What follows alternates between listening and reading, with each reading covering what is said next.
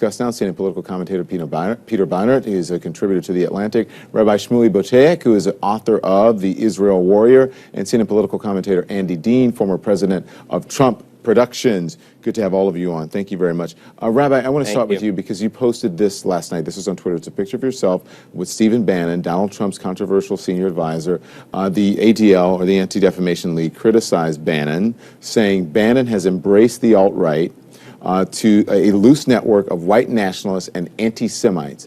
By tweeting this picture, do you think are you helping give cover to Bannon and his questionable attitude towards Jews? Well, the alt-right is something deplorable, and let's condemn it outright. But when it comes to anti-Semitism, Steve Bannon has opposed the Iran nuclear agreement. I'm much more afraid of Ayatollah Ali Khamenei, who threatens a second Holocaust and the annihilation of my people. Steve Bannon has opposed BDS, which is an anti-Semitic attempt to economically destroy the state of Israel. He opened a bureau in Jerusalem for Israel to get its message out. And this is a tiny democracy whose legitimacy is being challenged on a daily basis, so it could finally make its case. We had a very substantive conversation about human rights. I believe that the Trump administration needs a strong human rights agenda. There are people dying in Syria and Aleppo every single day. The United States has done nothing. Castro dies, and our president makes a neutral statement and ignores gulags and ignores firing squads. Bannon and Trump made a very strong statement about the human rights abuses of the Castro regime. So I was grateful to him that he heard me out on that, and I hope that there will be a strong just for the sake of time, though. My question was: are you giving him cover by for anti-Semitism? Like that? Yeah. There's no reason whatsoever to believe that Steve Bannon is anything but a friend of the state of Israel, and I don't believe in besmirching people and smearing their reputations without evidence. Peter? No, I wouldn't accuse Steve Bannon of being an anti-Semite. What I do think is that Breitbart, the newspaper, the publication that he ran a lot of things that could be called anti-Muslim bigotry. The praise of the Confederate flag, I think, was racist. They ran a story saying, you know, hoist it high and proud, and some very vicious and demeaning stuff about women. So, I hope you challenged him on that, and I also hope you challenged him on the fact that this is a candidate, you've done a lot of work on Syria, which I think is wonderful. This is a candidate, Donald Trump, who ran against the admission of Syrian refugees. I hope you tried to convince him to change his view on that. Did you speak to him about those issues? Don, if I could. Hold on. We absolutely discussed all of that. On the contrary, the reason why there was a Syrian refugee crisis is that the United States decided not to impose a no-fly zone. President Obama decided that he would not enforce his red line when Syrian children, Arab children, were gassed. I hope you challenged this administration on all of those things. We wouldn't have a refugee crisis if Syria didn't turn into a quagmire. The question was, again, you did challenge him on those issues. We had a very substantive conversation about the need for the Trump administration to have a strong human rights agenda, because I think there is that is the gloss and the shine that any administration gets if it stands up for human rights. Andy Dean, go ahead.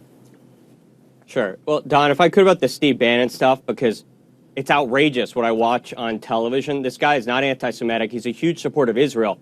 And where a lot of this anti-Steve Bannon stuff comes from is from the ADL, the Anti-Defamation League. And the guy who leads that is a guy by the name of Jonathan Greenblatt, who's just a far-left guy. He worked for Obama. He runs in far-left circles. Whereas the Republican Jewish Coalition has backed Steve Bannon. Bernie Marcus, the co-founder of Home Depot, came out with a glowing statement about how he's known Steve Bannon his whole life, and he's been a big supporter of Israel. So I think what we're seeing is a far-left group, the ADL, that doesn't represent all Jews, hates Steve Bannon. The Republican Jewish Coalition, which is a Republican group, likes Steve Bannon. So this is more about partisan politics than it is anti-Semitism. So go ahead, Peter. That really doesn't make a lot of sense. First of all, if the ADL is so anti... I think it made great sense. Sorry, if the ADL is so far left, how come they've also come out against Keith Ellison to be head of the Democratic National Committee? Well, first they supported him. Yeah, no, but then they later said... They recently said... One at a time, disqualified. please. The reason that the ADL is critical of Steve Bannon and the Republican Jewish Coalition is not, is that the ADL is concerned about misogyny and racism and Islamophobia and the Republican Jewish Coalition. Now, again, I have not said that Steve Bannon is an anti-Semite. What I have said is that Breitbart traffics in anti-Muslim bigotry, misogyny, and even racism in its support of the Confederate flag. The ADL cares about that. The Jews you're talking about, Andy, they don't. Can I just be fair for a moment? Well, Peter, you're a fair person. You know that the ADL, Jonathan Greenblatt, who's a friend of mine, he did at first come out. They did kind of say, and then they came out against him. Just 1 second. They implied he was an anti-Semite. It's not fair to destroy people's reputation. I'm not saying he's an anti-Semite. Well, you're being more careful. As far as extreme rhetoric that can appear in Breitbart or anywhere else, I write for Breitbart, Huffington Post, the Wall Street Journal. I have seen people say things on the Huffington Post against Israel that were absolutely despicable. With all due respect to you, you once wrote that even Elie Wiesel, the most respected Jew of our time, sometimes covers over Jewish behavior. We've all made statements that we're not always proud of. Sorry, and I'm not criticizing Elie Wiesel, who I also called a hero you because said I he didn't. covers over Jewish behavior. I don't think that my criticism of Elie Wiesel for not being critical enough of Israel's occupation of the West Bank is the same as glorifying the Confederate flag, No, or saying that women should who suffer sexual harassment online should simply get offline. I wouldn't defend any of that. I'm simply saying, if you take a Nobel Peace Laureate and the face of the 6 million, you say that he's covering over Jewish occupation atrocities. Rabbi Arthur Hertzberg, I'm just wondering.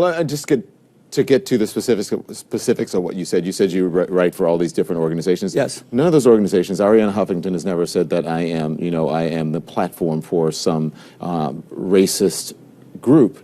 Steve Bannon has said that he is a platform for the alt-right. And I would challenge him on that. And I am very grateful to him that amidst his myriad responsibilities, that he gave me so much time, he was very generous, to talk about human rights specifically, because I do believe that amidst Trump saying that he doesn't want to be mired in quagmires in the Middle East and troops on the ground, there still has to be a language of freedom that I feel has been missing from the Obama administration. I think that we have to condemn Assad. And I think that the Trump administration, beginning with the Castro statement, there was an opening there. So that was the purpose of the meeting, and I'm very grateful to him for it. Let me also just say that this country stands for certain principles, among which are human liberty and human freedom and the dignity of the human person. We have to start hearing about that in politics, not just economics, and that's what you stand for. That I stand for that. This is a senior. I agree with you. I agree with you. But it's like talking about the Trump administration and human rights is like we're living on different planets. The first call he took was from Sisi, the incredibly brutal dictator in Egypt. He's been a huge fan of Putin. He said nice things about the leadership of North Korea. We've never had a presidential candidate who has been as openly hostile to human rights as this candidate. You're going to have to do a lot of work, my friend. You have to be kidding, because... No, you have to be you're going to have to do a lot of work, my friend, if you're going to turn Donald Trump into a champion. Let's both work on that, but let's be fair. Andy, President Obama has praised Erdogan. Peter, President Obama was neutral on Castro. Okay, quickly. I've got 20 seconds. Go ahead, Andy. I was going to say, Al-Sisi's a genius. He's the one that took out the Muslim Brotherhood, and which was a true threat to all of us.